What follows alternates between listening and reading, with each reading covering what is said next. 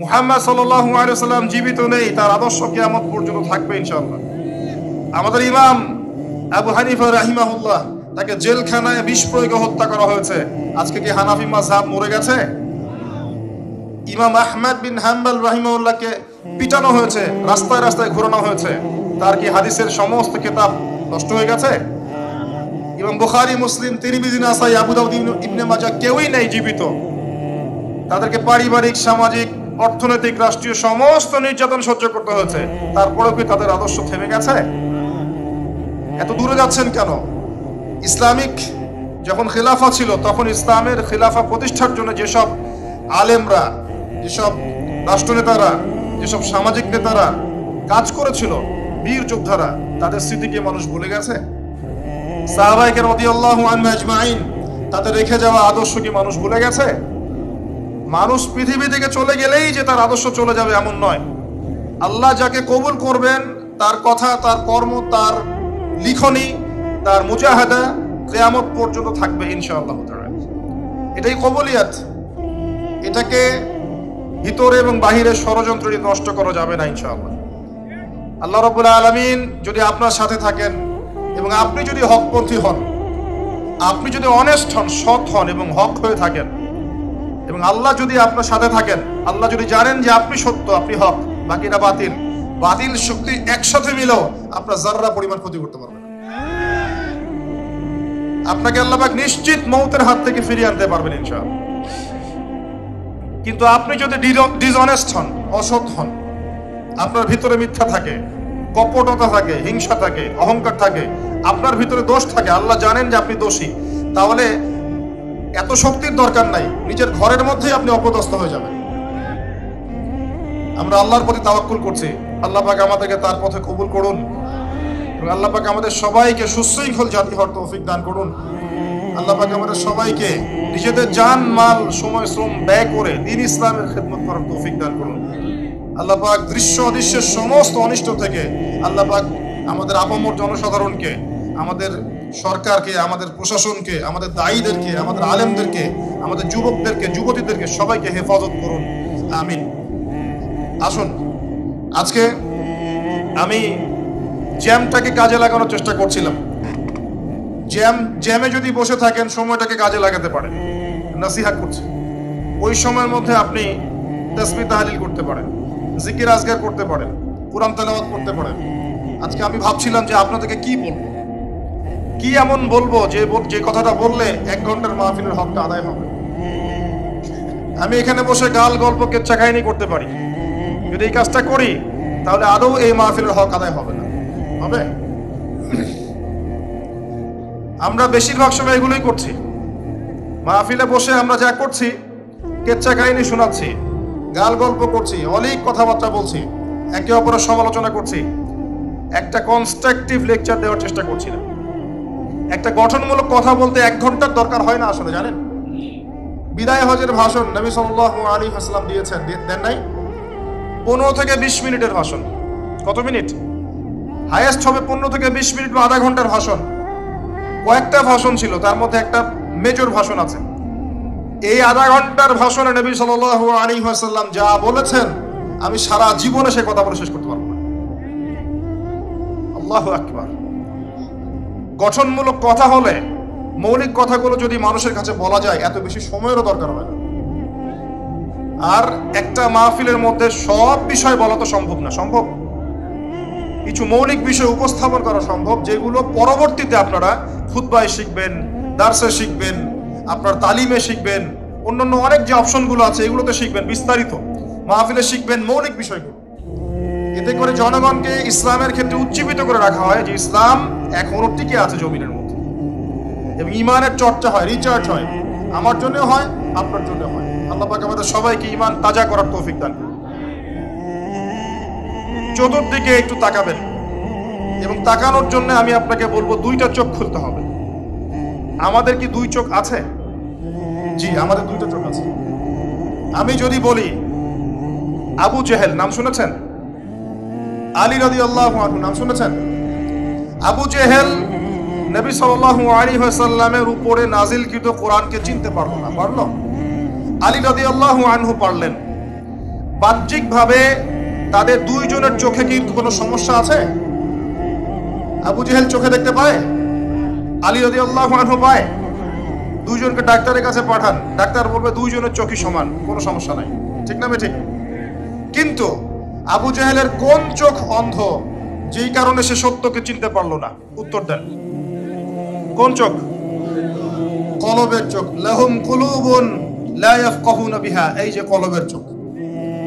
সর্বপ্রথম আমাদের কলবের চোখটাকে আগে জিন্দা করতে হবে যদি আপনি চতুর্দিকের ফিতনাগুলোকে রিকগনাইজ করতে চান। শুধু বাইরের চোখ দিয়ে আপনি কোশ্চিন কালেও সব বুঝতে পারবেন না। বাইরের চোখ দিয়ে আপনি দেখবেন পরিবার সুন্দর আছে, পরিবারে বাড়ি হচ্ছে, গাড়ি হচ্ছে, টাকা পয়সা হচ্ছে, সব ঠিক আছে, পরিবার সুন্দর, মাশাআল্লাহ। বাইরের চোখ দিয়ে আপনি দেখবেন আপনি 5 ওয়াক্ত নামাজ পড়ছেন, জুমার দিন যাচ্ছেন, ঈদের দিন যাচ্ছেন, রমজান মাসে রোজা রাখছেন, সুযোগ পেলে হজ উমরা করছেন, আপনি মাশাআল্লাহ পাক্কা মুসলিম মনে হবে আপনার কাছে। বাহ্যিক চোখ দিয়ে দেখলে মনে হবে আমি ইকোনমিক লাইফে খুব ভালো, ব্যবসা করে খাচ্ছি, একটু সুদ না হয় খাচ্ছি, ঘুরিয়ে ফিরিয়ে এটাকে জায়েজ করে নিচ্ছি, একটু না হয় মানুষের সম্পদ নিয়েই নিলাম, তার জন্য দোয়া করে দিব, কি সমস্যা? বাহ্যিক চোখ দিয়ে দেখলে আপনার কাছে মনে হবে ঠিক আছে আমি হালাল খাচ্ছি, হারামের লেশ মাত্র নাই আমার রিজিকের মধ্যে। বাহ্যিক চোখ দিয়ে আপনি দেখলে মনে করবেন বিশ্ব এগিয়ে যাচ্ছে, বিশ্বের অর্থনীতি, রাজনীতি সব এগিয়ে যাচ্ছে, আপনার কাছে মনে হবে এমন, মনে হবে মানুষ পৃথিবী ধ্বংস হয়ে গেলে এরপর মঙ্গল গ্রহে গিয়ে থাকবে, তারপর আরেকটা গ্রহে থাকবে, তারপর আরেকটা গ্রহে থাকবে, মানুষের মৌত হবে না। এগুলো মনে হবে বাহ্যিকভাবে।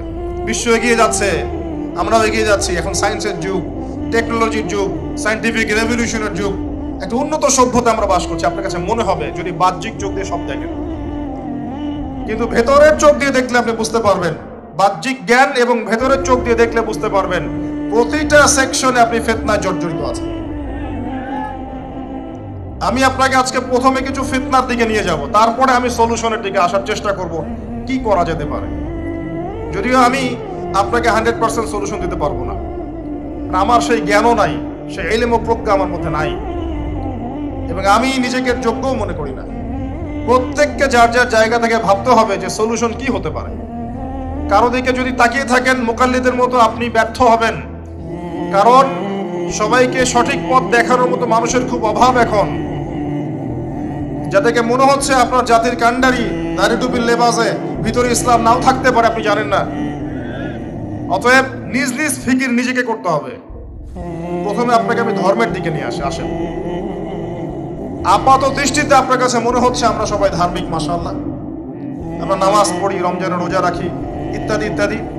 আমি আপনাকে দেখাচ্ছি যে মুসলিমদের তাওহীদের মধ্যে এখন শিরকের ছড়াছড়ি।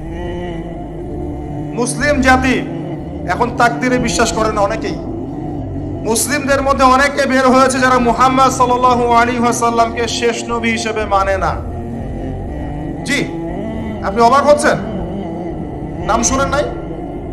মুসলিমদের মধ্যে এমন অনেক আছে যারা বলে আমরা মুসলিম, এমনকি বলে আমরা হানাফি মাযহাব ফলো করি, এবং এরপরে বলে যে মুহাম্মদ সাল্লাল্লাহু আলাইহি ওয়াসাল্লাম নবী ছিলেন কিন্তু শেষ নবী না, আরো নবী আসতে পারে।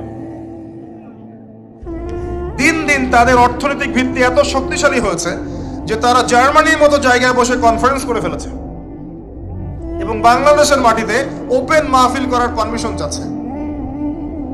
কোথায় আছেন আপনি? বাংলাদেশে এমনও মানুষ আছে যারা বলছে আমরা শুধু কোরআন মানি, হাদিস মানি না। জি, আপনি অবাক হচ্ছেন? আমি আপনাকে দেখাচ্ছি যে আপনাকে ধর্মের দিক থেকে শুরু করলাম, আপনাকে আমি নিয়ে যাব উপর লেভেল পর্যন্ত। কি পরিমাণ ফিতনা আপনি বসে আছেন, কি পরিমাণ ফিতনাময় পরিবেশে আমরা বসে আছি। দুই চোখটা দিয়ে দেখবেন, এক চোখ দিয়ে না। আর দুই চোখের কথা মনে পড়লেই একজনের কথা মনে পড়ে আমার, তিনি হচ্ছেন খিদির আলাইহিস সালাম। কি নাম? কোন সূরা আছে কথা? সূরা কাহফে আছে, বাসায় গিয়ে পড়বেন। নবী মুসা আলাইহিস সালাম একটা ভাষণ দিচ্ছিলেন, আর একজন উঠে দাঁড়িয়ে বললেন আপনি খুব চমৎকার ভাষণ দিচ্ছেন, আপনার চেয়ে কোনো জ্ঞানী মানুষ আছে পৃথিবীতে? নবী মুসা আলাইহিস সালাম বলেছিলেন না। আল্লাহ পাক ধরলেন তোমার চেয়ে জ্ঞানী মানুষ আছে, তার নাম খিদির। নবী মুসা আলাইহিস সালাম বললেন কোথায় কোথায় তিনি, আমাকে ঠিকানা দেন, আমি তার সাথে সাক্ষাৎ করব, আমি তার কাছে জ্ঞান শিখব। তিনি সফর করলেন, অনেক লম্বা সফর। আল্লাহ পাক বললেন যেখানে দুইটা সাগর মিলিত হবে সেখানে তুমি তাকে পাবে। গিয়ে দেখলেন তিনি সেখানে বসে আছেন। বললেন আমি আপনার কাছে জ্ঞান শিখতে চাই। খিদির আলাইহিস সালাম বললেন তুমি আমার সাথে ধৈর্য ধরতে পারবে না। সুবহানাল্লাহ। তিনি বললেন, ইনশাআল্লাহ আমি ধৈর্য ধরবো, আমাকে সাথে নেন। আচ্ছা ঠিক আছে চলো। যেতে যেতে নৌকা ফুটা করে ফেললেন। কে ফুটা করলেন? খিদর আলাইহিস সালাম। একটু সামনে গিয়ে একটা বাচ্চাকে হত্যা করলেন, একটু সামনে গিয়ে একটা দেয়ালকে নির্মাণ করলেন কোনো পারিশ্রমিক ছাড়াই। প্রত্যেকটা বার মুসা আলাইহিস সালাম বললেন, এটা কেন করছেন, এটা কেন করছেন, এটা কেন করছেন। আর খিদর আলাইহিস সালাম কারণ পরে ব্যাখ্যা করলেন যে মুসা, তোমার সাথে আমার আর পথ চলা হলো না, তবে কারণটা আমি বলে দিচ্ছি। কারণ হচ্ছে নৌকা এই কারণে ফুটা করেছি, না হলে জলদস্যু নৌকা নিয়ে যেত। এই বাচ্চাকে হত্যা না করলে বাচ্চা বড় হয়ে বড় কাফের হতো, এবং দেয়াল নির্মাণ না করলে ওই দেয়ালের নিচে দুইজন এতিম বালকের পৈতৃক সম্পত্তি আছে, এটা মানুষ নিয়ে চলে যেত। বাহ্যিক চোখ দিয়ে মুসা আলাইহিস সালাম সব বুঝতে পারেননি, পেরেছেন? অন্তর্দৃষ্টি দিয়ে, আল্লাহর নূর দিয়ে খিদর আলাইহিস সালাম দেখেছেন, তিনি বুঝতে পেরেছেন আসল ঘটনা কি। এটাই বলছি আপনাকে, প্রত্যেকটা মুসলিমকে এখন খিদর হতে হবে আলাইহিস সালাম। এক চোখ দিয়ে দেখলে হবে না, দুই চোখ দিয়ে দেখতে হবে। কিন্তু কলবের চোখ দিয়ে দেখার যোগ্যতা কিভাবে অর্জিত হবে, এটা একটা পয়েন্ট। প্রথম কথা হচ্ছে মনের মধ্যে থেকে হিংসা দূর করতে হবে, মনের মধ্যে থেকে খারাপ রিয়া, অহংকার, খারাপ রিপু দূর করতে হবে। তাসকি, আত্মশুদ্ধি লাগবে। মনের ভিতরে কারোর জন্য কোনো বিদ্বেষ রাখা যাবে না। মনটা হতে হবে পবিত্র, সফট, সবার জন্য শুভাকাঙ্ক্ষী।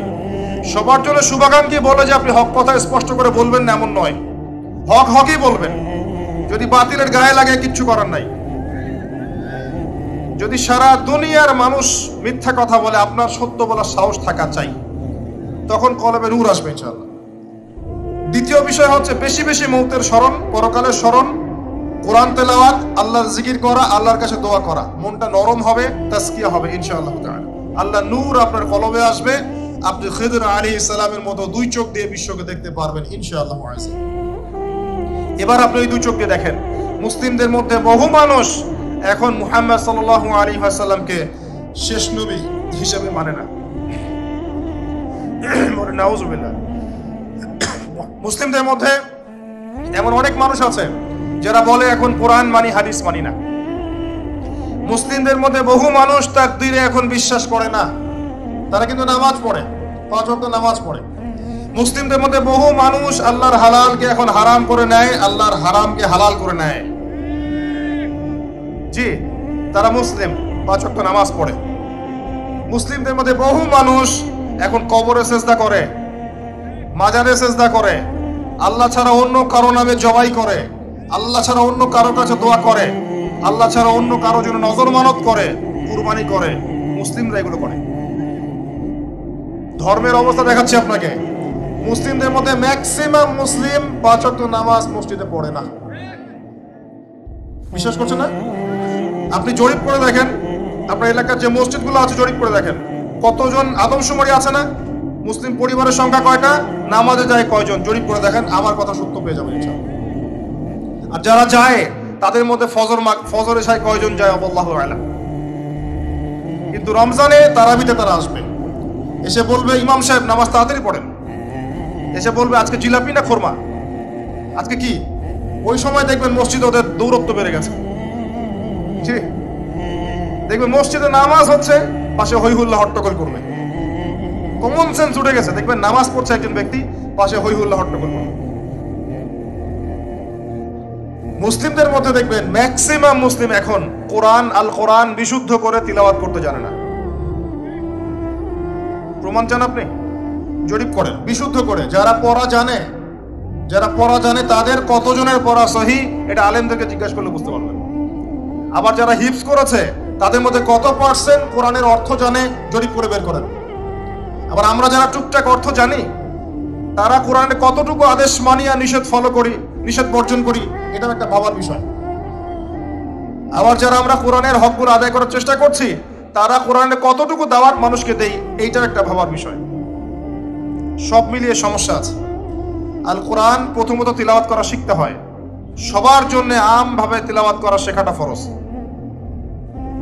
এরপরে কিছু অংশ হিফজ করার চেষ্টা করতে হয়, এরপরে অর্থ বোঝার চেষ্টা করতে হয়, অ্যারাবিক ল্যাঙ্গুয়েজ, গ্রামার শিখতে হয়, এরপরে আদেশ নিষেধ মানা এবং বর্জন, এরপরে কোরআনের দাওয়াত মানুষের কাছে প্রচার করা। আল কোরআনের হকগুলো কি বোঝাতে পারলাম ভাই? আল্লাহ পাক আমাদেরকে আদায় করার তৌফিক দান করুন। সামনে রমাদান আসে, এই রমাদান মাসে আমরা যেন আদায় করার চেষ্টা করি, সচেষ্ট হই, চেষ্টাগুলোকে বাড়িয়ে দেই। আল্লাহ পাক তৌফিক দান করুন, আমিন। মুসলিমদের মধ্যে বহু মানুষ কোরআন তেলাওয়াত করতে জানে না। মুসলিমদের মধ্যে কত পার্সেন্ট মানুষ রাসূল সাল্লাল্লাহু আলাইহি ওয়াসাল্লামের সুন্নাহ মাফিক দিন রাত পার করে জরিপ করে দেখে নেন। কত পার্সেন্ট মুসলিমের দাড়ি আছে দেখেন, কত পার্সেন্ট মুসলিমের সুন্নতি লেবাস আছে দেখেন, কত পার্সেন্ট মুসলিম রাসূল সাল্লাল্লাহু আলাইহি ওয়াসাল্লামের সুন্নাহ মাফিক প্রত্যেকটা কাজ করছে জীবনে, জরিপ করে দেখেন।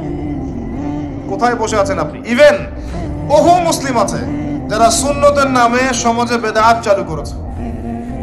মানে আমিলা আমালান লাইসা আলাইহি আমরুনা ফাহুয়া রাদ। নবীজি বলেছেন, যে ব্যক্তি এমন কোন কাজ করবে দিনের মধ্যে যার পক্ষে আমার কোনো প্রমাণ নাই বা কোনো আদেশ নাই, এটা রাদ, প্রত্যাখ্যাত। এটাকেই বিদআত বলা হয়। কুল্লু বিদআতিন দালালাহ ওয়া কুল্লু দালালাতিন ফিন-নার। প্রত্যেক বিদআতই ভ্রষ্টতা, আর এই প্রত্যেক ভ্রষ্টতার পরিণাম জাহান্নাম। অনেক কাজ করি আমরা সুন্নত মনে করে, যেগুলো আসলে সুন্নত নয়। জি, জিনসে বেদাত হয়ে যায়, স্থানে বেদাত হয়ে যায়, অনেকভাবে বেদাত হয়ে যায়।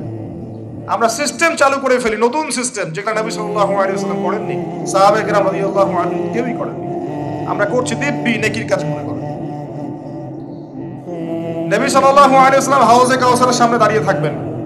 এক শ্রেণীর মানুষ পানি পান করতে গিয়ে সামনে একটা পর্দা পড়ে যাবে। নবীজি বলবেন সাল্লাল্লাহু আলাইহি ওয়াসাল্লাম, ইন্নাহুম মিন্নি। পর্দা পড়ে গেল কেন? এরা তো আমার উম্মত, এরা তো আমার উম্মত, আমি এদেরকে পানি পান করব, পর্দা পড়ে গেল কেন? নবী সাল্লাল্লাহু আলাইহি ওয়াসাল্লামকে বলা হবে, ইন্নাকা লা তাদরি মা আহদাসা বা'দাক। হে নবী, আপনি জানেন না আপনার মৃত্যুর পর এরা আপনার দিনের মধ্যে কত নতুন নতুন বেদাত চালু করেছে।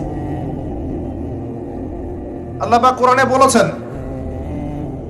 যে কিছু মানুষ আছে যারা মনে করে আমরা খুব ভালো ভালো আমল করছি, কিন্তু প্রকৃতপক্ষে এদের সমস্ত আমল ব্যর্থ হয়ে যাচ্ছে।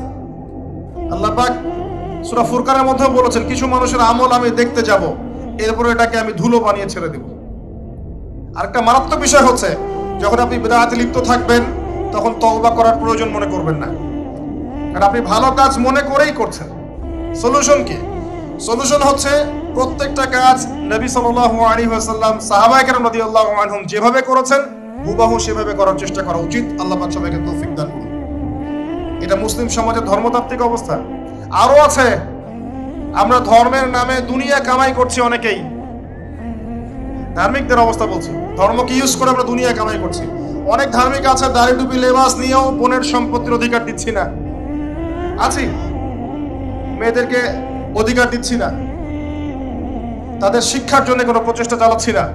তারা যদি দিন শিখতে চায় প্রতিবন্ধকতা সৃষ্টি করছে। অনেকেই আছে, অনেকে আছি নামাজ রোজা করার পরেও, নামাজ রোজা হজ যাকাত এগুলো করার পরেও সুদ ঘুষ জেনা ব্যভিচার দুর্নীতি ছাড়তে পারছি না, আছি। আপনাকে ধর্মতাত্ত্বিক ফিতনা দেখাচ্ছি। আরো আছে যারা ধর্মকে লিড দিচ্ছে, তাদের মধ্যে গিয়ে দেখবেন শতটা বিভক্ত দলাদলি আছে। প্রত্যেকেই দাবি করছে আমি হকপন্থী, আসো আমার দলে আসো, ফর্ম পূরণ করো, জান্নাতে চলে যাও, জান্নাতের ডিলার আমি, লিজ লাগলে নিয়ে যাও। কথা কি বোঝা যায়? সবার দলিল একটাই, মান আলাইহি ওয়া আসহাবি, আমি যার উপরে আছি, সাহাবীরা যার উপরে আছে, সবাই একই কথা বলছে। একজন যুবক ছেলে যখন হেদায়েত পেয়ে ইসলামের দিকে আসে, সে কনফিউজড, আমি যাব কোথায়, আমি কোন সংগঠনে ঢুকবো, আমি কোন দলে ঢুকবো, কোন তরিকায় ঢুকবো, কি করলে নাজাত পাবো, কনফিউজড। যার কাছে যায় সে বলে আমি হক। ডাক্তারদের মতো অনেকটা প্রেসক্রিপশন নিয়ে যাবেন, এক শ্রেণীর ডাক্তারের কথা বলছে, বলবো যে ওই ডাক্তারের কাছে গিয়েছেন, ও তো পারে না, এগুলো খান। জি, দেখবেন খুব কম ডাক্তারকে দেখেছি আমি জীবনে যে অনেস্টলি বলে হ্যাঁ এই ভালো ওষুধ দিয়েছে, এগুলো খান, এর সাথে এটাও খান। আমাদের ক্ষেত্রে সেম, ওই আলেমের কাছে গিয়েছো, তার তো এই সমস্যা, তার তো সেই সমস্যা, আমাদের কাছে আসো, এখানে আসো। আবার ওখানে যাবেন, বলবো যে কোথায় গিয়েছো, ওখানে গিয়েছিলে, তার তো ওই সমস্যা, তার তো ওই সমস্যা, এখানে থাকো। এই করতে করতে আপনি হক খুঁজেই পাবেন। যদি বলেন যে ঠিক আছে আমি এমন মানসিকতা লালন করি যে আমি সবার ভালোটুকু নিব, কারণ সবাই মুসলিম, সবাই আল্লাহকে মানে, রাসূলকে মানে, কোরআনকে মানে, সুন্নাহকে মানে, কিছু ইখতিলাফি বিষয় সবার মধ্যে আছে, এটা ছিল এবং থাকবে। আমি সবার ভালোটুকু নেই, খারাপগুলোকে ছেড়ে দেই, তখন বলবে যে আপনি গোলালু মার্কা মানুষ। কি বুঝলেন? চতুর্মুখী ফিতনা। আপনাকে ধর্মের ফিতনা বলে শেষ করতে পারবো না। এরপরে সামনে আসেন, এবার আসেন আপনার পরিবারে আসেন। বাহ্যিকভাবে মনে হয় যে পরিবারগুলো খুব সুন্দর, চমৎকার, একদম জান্নাতের টুকরা মনে হয়, কিন্তু আদতে ম্যাক্সিমাম পরিবার জাহান্নামের টুকরা। ম্যাক্সিমাম পরিবারে তাওহীদ নাই, ম্যাক্সিমাম পরিবারে সুন্নাত নাই, বেশিরভাগ পরিবারে হালাল রিজিক নাই, বেশিরভাগ পরিবারের মেয়েরা পর্দা করে না, বেশিরভাগ পরিবারের যুবকরা দিনের পরোয়া করে না, বেশিরভাগ পরিবারের যুবকরা নামাজ পড়ে না, এমনকি পিতাও নামাজ পড়ে না, বেশিরভাগ মা সিরিয়াল নিয়ে পড়ে থাকবে দেখবেন। হ্যাঁ, বেশিরভাগ পরিবার দেখবেন বস্তুবাদী। বস্তুবাদী বোঝেন কিনা? মানে দুনিয়া পূজারী, দুনিয়া পূজারী, সারাদিন দুনিয়ার ফিকির, কিভাবে আমি খাবো। সকালে চিন্তা করবে দুপুরে কি খাবো, দুপুরে চিন্তা করবো রাত্রে কি খাবো, খালি খাওয়া আর খাওয়া, খাওয়ার জন্য দুনিয়াতে এসেছে। দেখা যাবে স্বামী যদি হালাল ভাবে কিছু করতে চায়, কোনো কোনো ক্ষেত্রে স্ত্রী ফোর্স করে, দেখো না পাশের বাড়ির ভাবির কত টাকা পয়সা, কত সোনা দানা, কত ব্যাংক ব্যালেন্স, আমরা তো কিছুই করতে পারলাম না, তোমার ঘরে এসে আমার জীবনটা নষ্ট হয়ে গেল। তখন স্বামী বেচারা হারাম খেতে বাধ্য হয়, ঘুষ খেতে বাধ্য হয়, সুদ খেতে বাধ্য হয়, দুর্নীতি করতে বাধ্য হয়। কার জন্য করে এগুলা? পরিবারের জন্য করে। একটা চোর যে চুরি করে, ওই চুরির টাকা নিয়ে এসে মেয়েকে খাওয়ায়, বোনকে খাওয়ায়, মাকে খাওয়ায়, বাবাকে খাওয়ায়, খাওয়ায় না? সহজাত প্রবৃত্তি। একটা ধর্ষক সে পর্যন্ত তার মেয়েকে কিন্তু চুমু খায়, আদর করে, করে না? পুরুষ। এখন যতদিন যাচ্ছে পরিবারগুলোতে নারী নির্যাতনের জায়গায় পুরুষ নির্যাতন বেড়েছে। যতদিন যাচ্ছে পরিবারগুলোতে নারী নির্যাতনের জায়গায় পুরুষ নির্যাতন বেড়েছে। মানসিক নির্যাতন করতে করতে পুরুষের হায়াত কমিয়ে ফেলেছে। আবার অনেক পরিবার এমনও আছে যে পরিবারের মহিলারা দিনদার, দিনের পথে চলতে চায়, কিন্তু পুরুষেরা জাহিলিয়াতের কারণে এদেরকে চলতে দেয় না, দিনের পথে চলতে দেয় না, তালিমে যেতে দেয় না, কোরআন পড়তে দেয় না, একটু দিনের আলোচনা করবে সে সুযোগ করে দেয় না। সারাটা দিন যাও চুলা ঠেলো, রান্না করো, সন্তান দেখ। এত জটিল সমস্যা। আমি ইনশাআল্লাহ তাআলা শুধু ফ্যামিলির বিষয়ে একটা আলাদা লেকচার দিব ইনশাআল্লাহ। আজকে আমি আলাদা লেকচার দিচ্ছি না, আপনাকে কিছু মৌলিক পয়েন্ট বলছি। Only family. ভাই বিশ্বাস করেন, সমাজের কাঠামোগুলো ধ্বংস হয়ে যাচ্ছে ফ্যামিলির কারণে, অনলি ফ্যামিলির কারণে। এত সমস্যা পরিবারগুলোতে, এত সমস্যা আপনি চিন্তা করতে পারবেন। ইল্লা মাশাআল্লাহ, কিছু পরিবার বাদ যাদেরকে আল্লাহ পাক খাস করে রহম করেছে, এদের পরিমাণ নিতান্তই নগণ্য, খুব কম। ম্যাক্সিমাম কেউ সন্তুষ্ট না। স্ত্রী স্বামীকে নিয়ে সন্তুষ্ট না, স্বামী স্ত্রীকে নিয়ে সন্তুষ্ট না। স্বামী মনে করছে আমি এর চেয়ে ভালো স্ত্রী পেতে পারতাম, স্ত্রী মনে করছে আমি এর চেয়ে ভালো স্বামী পেতে পারতাম।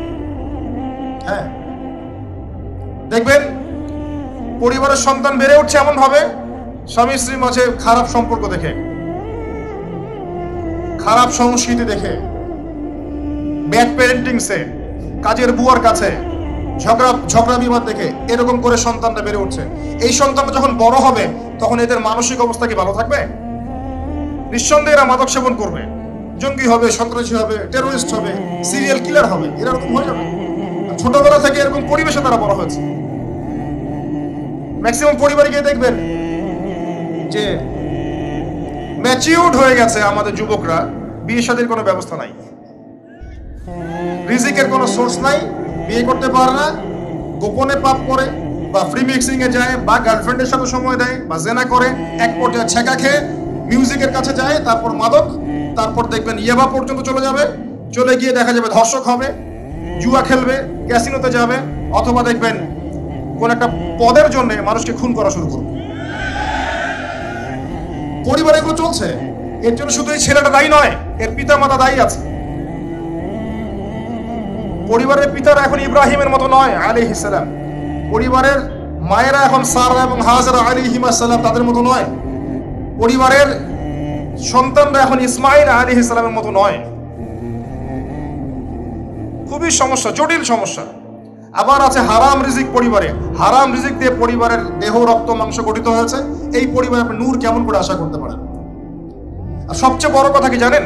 সবচেয়ে বড় কথা হচ্ছে মানসিকভাবে এমনভাবে মাথাগুলোকে ধোলাই করা হয়েছে আমাদের, যে পশ্চিমারা অনেক ভালো, ওদের লাইফস্টাইলটা অনেক ভালো, ওই যারা মুশরিক তারা অনেক ভালো, ওদের সংস্কৃতিগুলো অনেক ভালো, এগুলো দেখে দেখে মিডিয়ার মাধ্যমে দেখে দেখে দেখে দেখে অসুস্থ পরিবেশে যখন মানুষ বড় হয়ে ওঠে তখন সে নিজেও মানসিকভাবে অসুস্থ হয়ে যায়।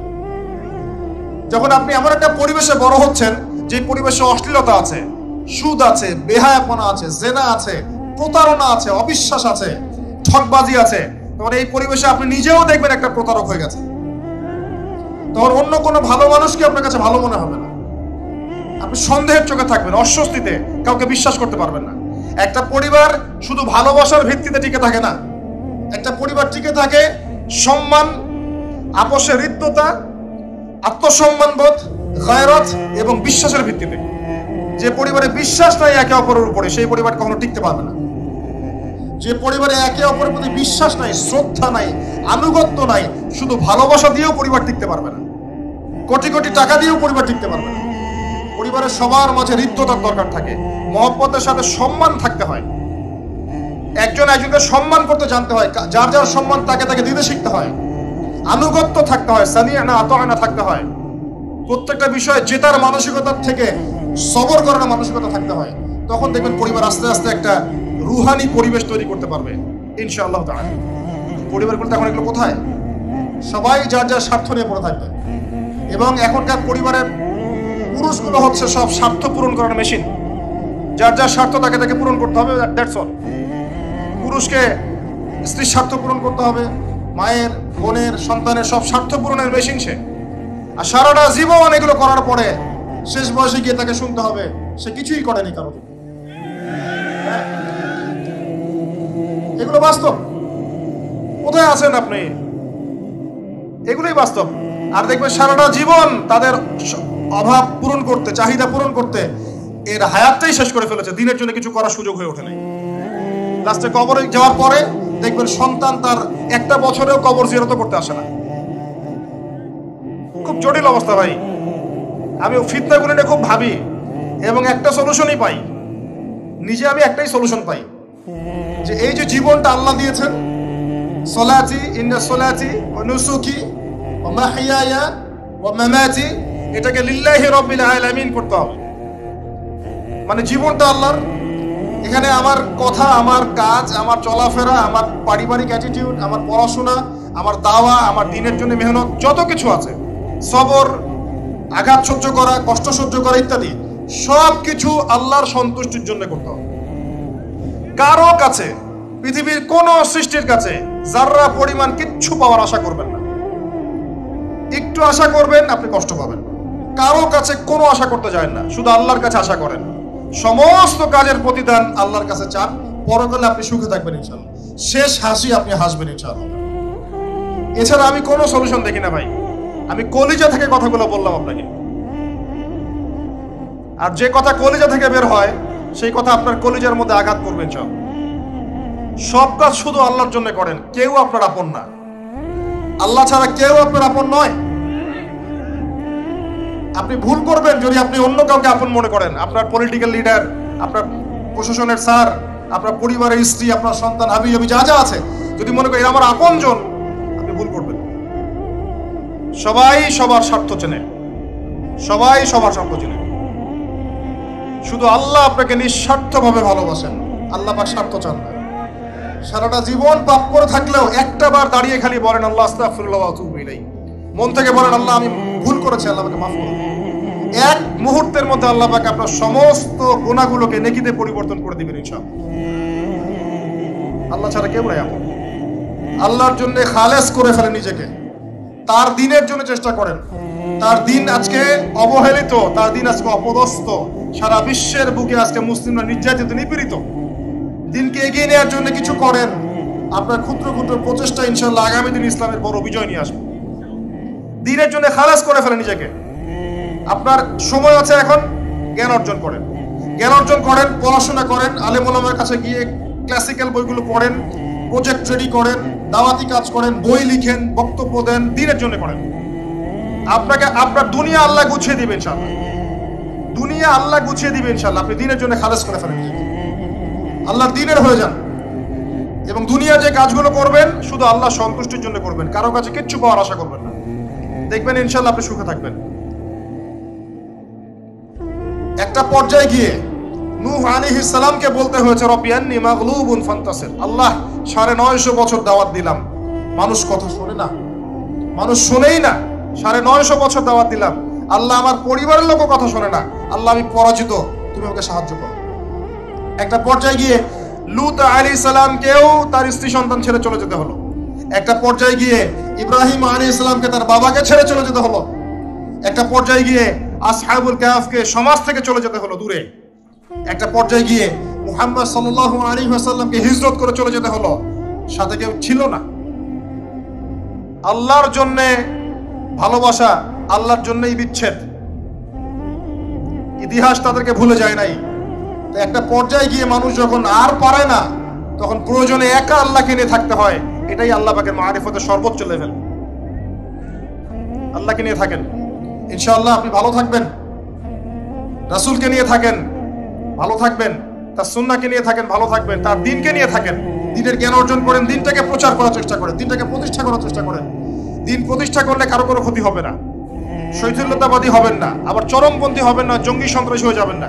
মধ্যম পন্থায় দ্বীনটাকে নিয়ে গিয়ে যাবেন, মধ্যম পন্থায় এগিয়ে যাবেন, ধীরে ধীরে সবরের সাথে। একটা লেকচারে বলেছিলাম, আমাকে 3টা নসিহত করেছিলেন একজন আলেম। বলেছিলেন, প্রথমে জ্ঞান অর্জন করো, 1, 2, তারপরে তুমি ধৈর্য ধরা শিখো, আর 3 সাহসী হও। হিরু কাপুরুষের জন্য জান্নাত নয়, তিনি বলেছিলেন। অতএব এভাবে চিন্তা করলে আপনি ইনশাআল্লাহ দুনিয়াতে ঠকবেন না, বা দুনিয়াতে ঠকলেও পরকালে আপনি জিতবেন ইনশাআল্লাহ। পরকালে আল্লাহ পাক আপনার প্রতিটা কষ্টের প্রতিদান দিবেন ইনশাআল্লাহ। আসুন আমরা সবাই যার যার জায়গা থেকে আল্লাহর হয়ে যাই, আল্লাহর জন্য নিজেকে খালেস করে দিই। আর আল্লাহর ভালোবাসা পেতে চাইলে তার রাসূলকে তার রাসূলের আনুগত্য করতে হবে, তার সুন্নাহ মাফিক চলতে হবে। আল্লাহ পাকের ফরজ ওয়াজিবকে ভালোবেসে আদায় করেন, বিরক্ত হয়েন না। নামাজের আজান হচ্ছে, বিরক্ত হয়ে যায় না, ভালোবেসে নামাজে যান। যে আল্লাহ আমার কাছে একটা ইবাদত চেয়েছেন, আমার রব, আমার সৃষ্টিকর্তা আমাকে একটা সুযোগ দিয়েছেন, আমার কাছে একটা ইবাদত চেয়েছেন, সিজদা চেয়েছেন। আল্লাহ আমার কাছে কি আর চেয়েছেন? তাওহীদ চেয়েছেন, সুন্নত চেয়েছেন, হালাল খাই এতটুকু চেয়েছেন, সাধ্যমতো দিনের খেদমত এটা চেয়েছেন। আল্লাহ পাক আমার জন্য জান্নাত রেখেছেন, আমি আল্লাহর জন্য করবো না? আল্লাহ পাকের কাজগুলো ভালোবেসে করেন, আল্লাহ পাকে কাছে পাবেন ইনশাআল্লাহ। দেখবেন যদি আপনি আল্লাহর হয়ে যান, আপনি মনে মনে কিছু চাইবেন, হাত উঠিয়ে চাওয়ার আগে আপনাকে আপনার সামনে আল্লাহ পাক সেটা হাজির করে দিবেন ইনশাআল্লাহ। বিশ্বাস হচ্ছে না আপনার কথা, আমার কথা? আমার জীবনে শত শতবার এই ঘটনা ঘটেছে। মনে মনে চিন্তা করছি যে এটা দরকার, এটা হলে ভালো হতো, এমনকি এমনও চিন্তা করছি এটা খেতে ইচ্ছা করছে, সামনে গিয়ে দেখে হাজির। একটা কথা মিথ্যা বানিয়ে বলছি না, আল্লাহর কসম। এমনও হয়েছে যে আমি মনে মনে চিন্তা করেছি যে এটা খেতে ইচ্ছা করছে, খেতে পারলে ভালো লাগতো। যেখানে গিয়েছি দেখি সেই বাড়ির মালিক সেটা সার্ভ করেছে। এমন একটা ঘটনা আপনাকে বলি যে আমি এক জায়গায় যাচ্ছি, জিজ্ঞাসা করছি যে কি রান্না করছি, বলছে খিচুড়ি রান্না করছি। ঠিক আছে, খুব খুশি, খিচুড়ি খাবো বাসায় গিয়ে। কোন একটা কারণে রাস্তায় আমার একটা বিপদ হলো। বিপদ হওয়ার পরে আমি বাসায় যেতে পারলাম না, কোন একটা জায়গায় আমাকে থাকতে হলো অল্প সময়। সেখানে আমার পরিচিত তিনি ভাই, সে আমাকে বলছে কিছু খেয়ে নেন। ঠিক আছে, কি আছে নিয়ে আসেন। খাবার নিয়ে আসা হলো, দেখলাম খিচুড়ি। কথা কি বুঝতে পারছেন? দেখে আমার চোখ দিয়ে এক ফোঁটা পানি পড়লো খাবারের উপরে। যে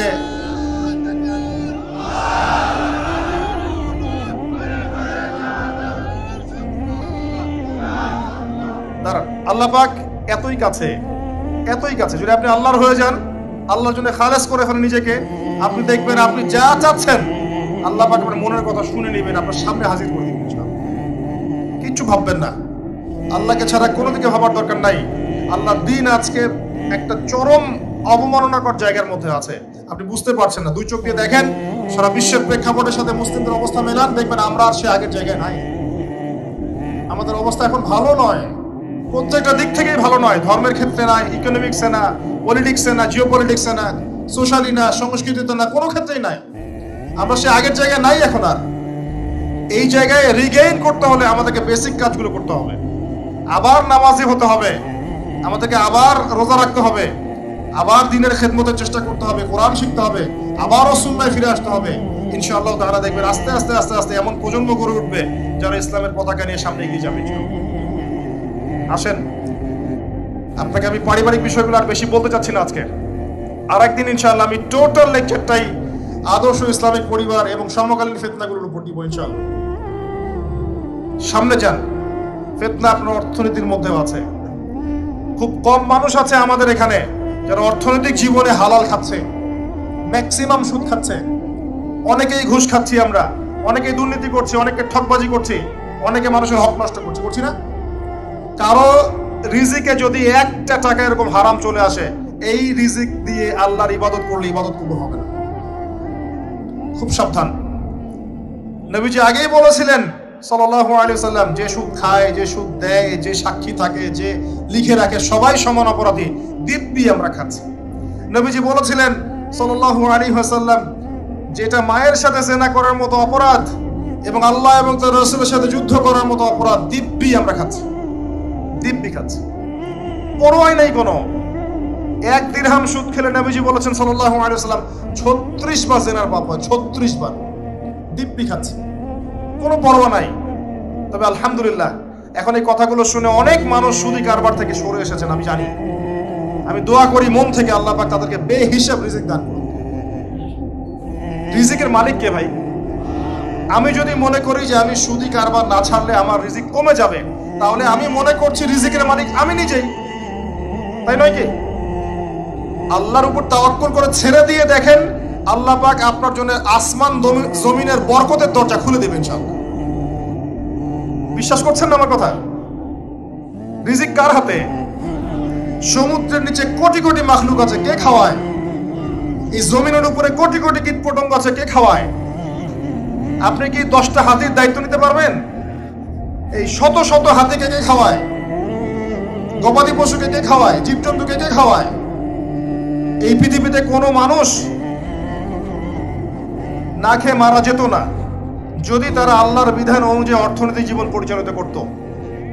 যদি ওরা সুদ না খেত, সুদ খাওয়ার পর রিজিক কমে গেছে, আর তারা যদি যাকাতটা ঠিক মতো দিত, তাহলে দেখতেন দারিদ্রতা বলে কিছু থাকতো না। ধনী গরিব থাকতো, কিন্তু সবাই একটা সাম্যাবস্থায় থাকতো, কেউ একেবারে নিষ্পেষিত হতো না। কারণ যাকাত এবং ব্যবসার মধ্য দিয়ে টাকা পয়সা ঘুরতে থাকে, এক হাত থেকে আরেক হাতে যেতে থাকে। আর রিবার মধ্য দিয়ে টাকা পয়সা এক শ্রেণীর মানুষের হাতে চলে যায়, ধনীদের হাতে চলে যায়, আর গরিবরা আস্তে আস্তে দারিদ্রতার অতল তলে যেতে থাকে। আপনার অর্থনৈতিক জীবন ঠিক নাই, দেখবেন এখানে ফিতনার শেষ নাই। অন্যদিকে আসেন, আপনি সামাজিকভাবে দেখেন, সামাজিক জীবনে ফিতনার শেষ নাই। খেয়াল করে দেখেন, আত্মীয়তার সম্পর্কগুলো নষ্ট হয়ে যাচ্ছে। খেয়াল করে দেখেন, এখন টাকার জন্য সন্তান বাবাকে হত্যা করে, সন্তান মাকে হত্যা করে, ভাই ভাইকে হত্যা করে, বোন বোনকেও হত্যা করছে। প্রতিবেশীর হক আমরা দিতে পারছি না, আত্মীয়তার হক দিতে পারছি না। জমি নিয়ে দ্বন্দ্ব, বাড়ির সীমানা নিয়ে দ্বন্দ্ব, ব্যবসা নিয়ে দ্বন্দ্ব, দ্বন্দ্বের শেষ নাই। এটা সোশ্যাল জীবনে হচ্ছে। আবার ইকোনমিক সেকশনে এমনও হচ্ছে, ব্যবসা করছি হালাল মনে করে, এখানে সুযোগ বুঝে সিন্ডিকেট করছি, মজুতদারি করছি, ইচ্ছা করে দাম বাড়িয়ে দিচ্ছি, মানুষকে বিব্রত করছি, গভর্নমেন্টকে বিব্রত করছি। এগুলো আমরা কৃত্রিম সংকট তৈরি করছি, মাপে কম দিচ্ছি, ব্যবসা করছি মাপে কম দিচ্ছি। অমুসলিম ব্যবসা করছে, মাপে সঠিক দিচ্ছে। অমুসলিম ব্যবসা করছে, মাপে সঠিক দিচ্ছে। অমুসলিম ব্যবসায়ী সিন্ডিকেট করছে না। একজন হিন্দু ব্যবসায়ী, আল্লাহ পাক তাকে হেদায়েত করুক, সে মাপে কম দিচ্ছে না, সিন্ডিকেট করছে না, কৃত্রিম সংকট তৈরি করছে না, মুসলিমরা করছে। রমজান মাসকে কেন্দ্র করে মুসলিমরা ব্যবসা করে নিচ্ছে, সুবহানাল্লাহ। আর মানুষ সামান্য নিত্য প্রয়োজনীয় দ্রব্যের জন্য ট্রাকের পিছনে দৌড় দিচ্ছে। কি একটা দৃশ্য, সুবহানাল্লাহ। এর ফলাফল আপনি পাবেন, মানুষের হক নষ্ট করার ফলাফল পাবেন। কিয়ামতের মাঠে এর বিচার না করে আল্লাহ পাক ছাড়বেন না। এত সহজ না কোনো কিছু। আল্লাহ পাক কিয়ামতের মাঠ রেখেছেন, রাখার দরকার ছিল, না হলে কোনো জালেমের বিচার হতো না। যত জালেম এই পৃথিবীতে পার পেয়ে গেছে, কিয়ামতের মাঠে কেউ পার পাবে না। এই জন্য আল্লাহ পাক কিয়ামতের মাঠ রেখেছেন, এবং এটা রাখা উচিত ছিল। আল্লাহ পাক শুধু গফুর রহিম নন, আল্লাহ পাক হচ্ছেন আদেল, ন্যায় বিচারক। আল্লাহ পাকের আদালত আছে। সোশ্যাল লাইফে আরো দেখবেন, যুব সমাজকে তাকাবেন, দেখবেন ম্যাক্সিমাম যুবক এখন মাদকের সাথে সম্পৃক্ত। মাদক বলতে আমি সিগারেটকেও বুঝিয়েছি। কয়টা ছেলে পাবেন স্মোক করে না? এখান থেকে শুরু করে আস্তে আস্তে গাঁজা, ফেন্সিডিল, ইয়াবা পর্যন্ত চলে যায়। ক্যাসিনোতে রাত কাটায়, জুয়া খেলে, দেখবেন আপনি মেয়ে নিয়ে ফুর্তি করছে, জেনা করছে। সমাজের দিকে তাকান, বেশি বেশি জেনা বেড়েছে। পাড়ায় পাড়ায়, মহল্লায় মহল্লায় জেনা, জেনা আর জেনা। বেশি বেশি ধর্ষণ বেড়েছে। ধর্ষণ তো বাড়বেই, কারণ পর্নোগ্রাফি যে আছে। পর্নোগ্রাফি বন্ধ না